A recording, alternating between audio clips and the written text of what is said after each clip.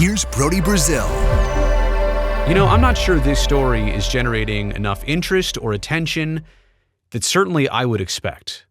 I find it absolutely fascinating that Jontay Porter of the NBA's Toronto Raptors has recently been suspended by the league for the rest of his life.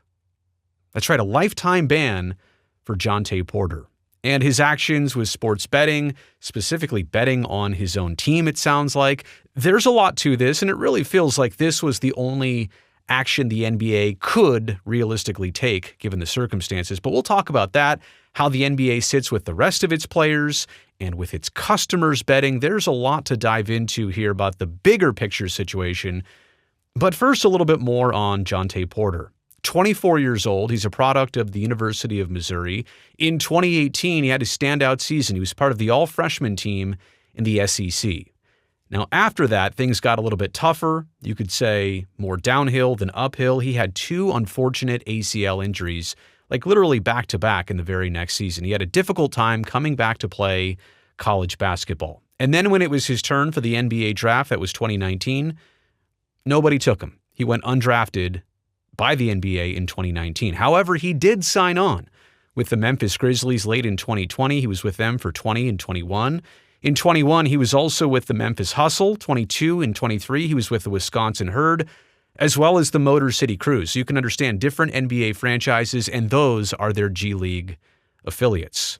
23-24 this season, he's with the Toronto Raptors. He obviously also spends some time with their G League affiliate, the Raptors 905. So nothing given to Jontay Porter. He's had to work for all of this. Anybody, in my opinion, that's undrafted into their professional league and makes it and sustains is a special story, because for some, it's just a very clear path. Everything feels like it's easy, even though it's not. For Jontay Porter, it was difficult, and most certainly probably felt difficult for everything he had to overcome.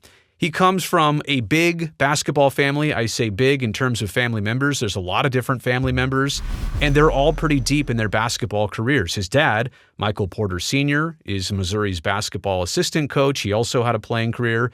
He's got a brother, Michael Porter Jr., who you're well aware of, is a Denver Nuggets forward.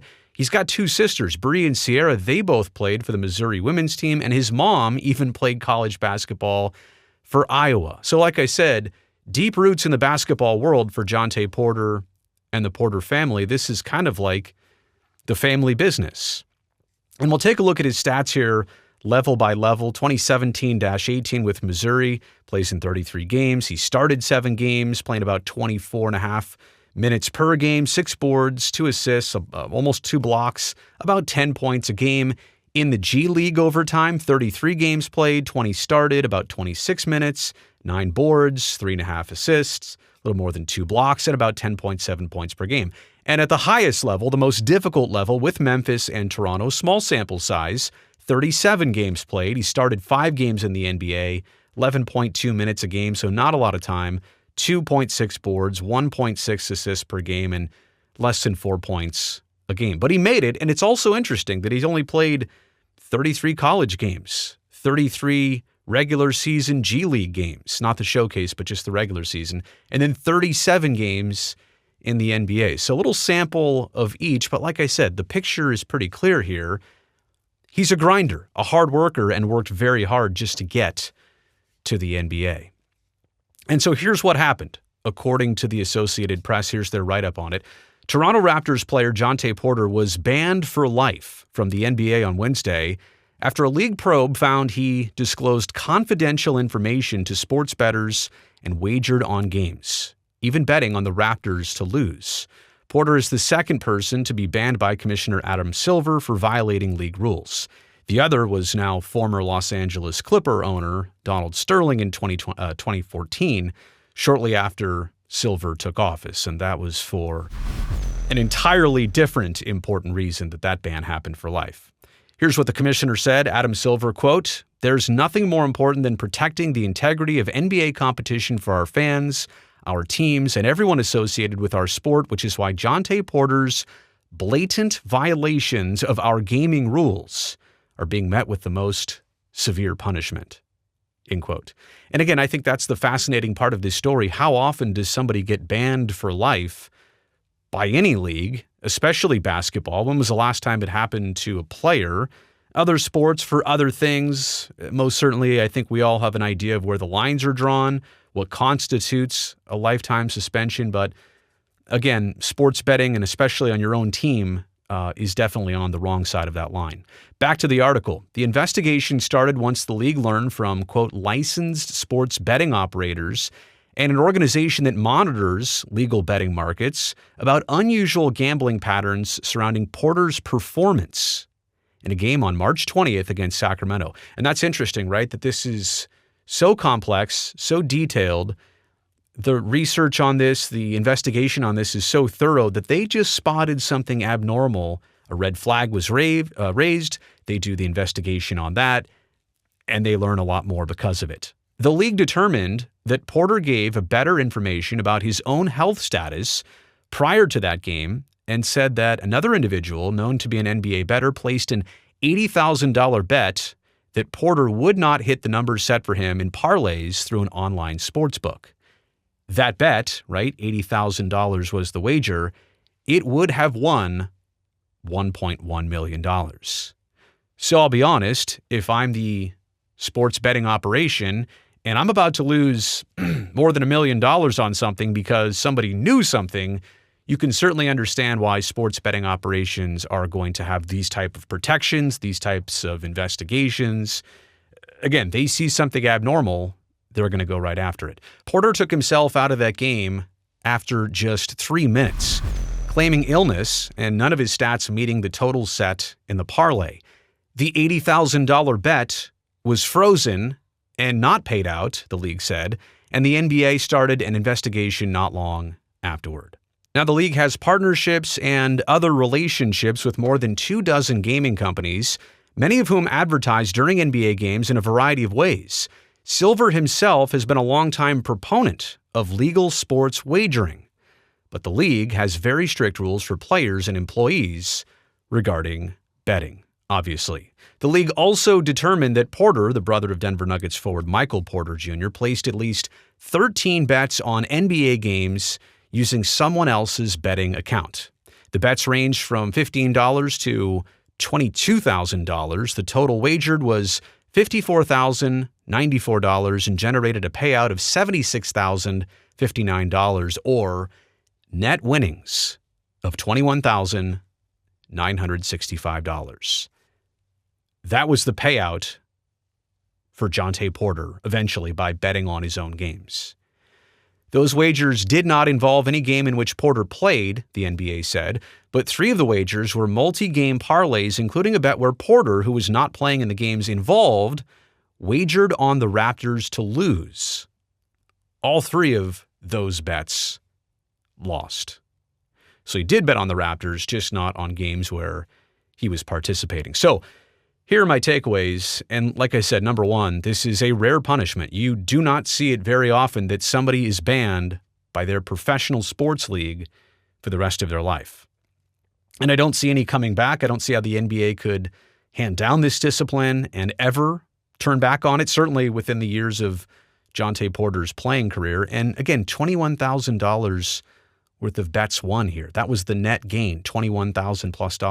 Not worth the risks. And especially, like I said before, for somebody like Jontay Porter, who had to work so hard to get to the NBA, to get to that level, was fighting to get there, was fighting to stay there.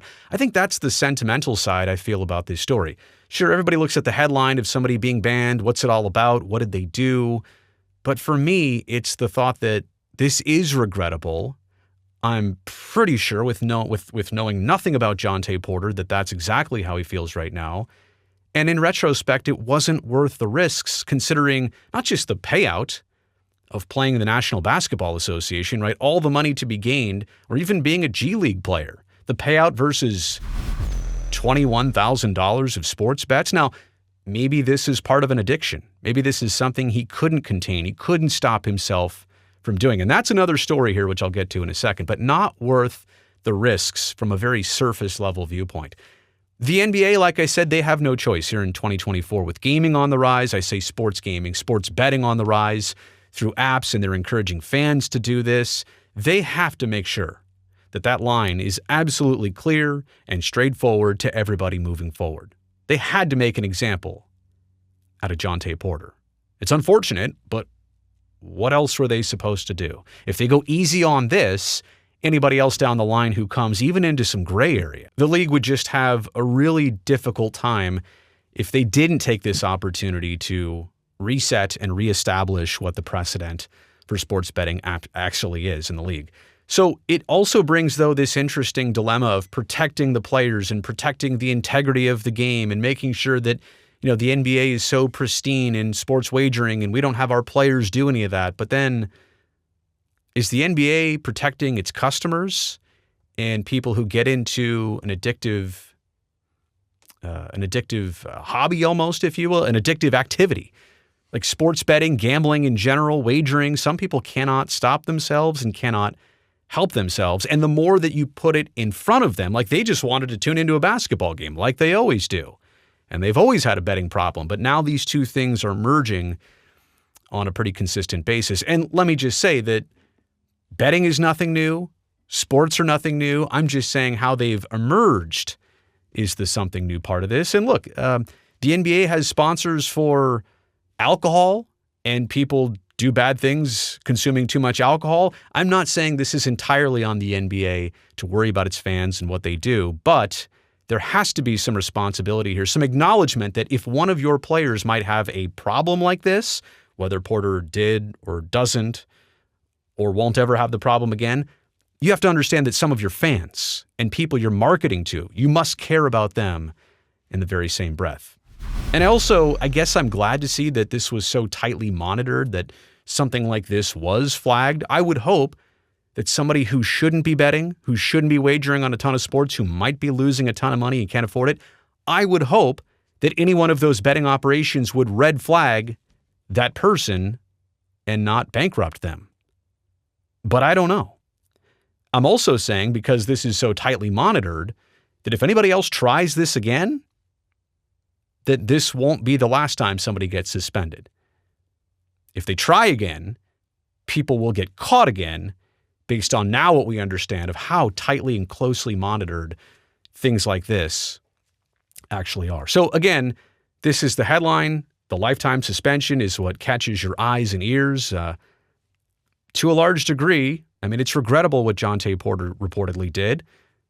I feel bad for him in retrospect that a decision of a 24-year-old, maybe at the prime athletic point in their career, was doing this on a repeated level and is now paying the consequence of never being able to come back and play in the NBA again. Doesn't mean he can't live his life and do other great things moving on, but this as an option for him is no longer.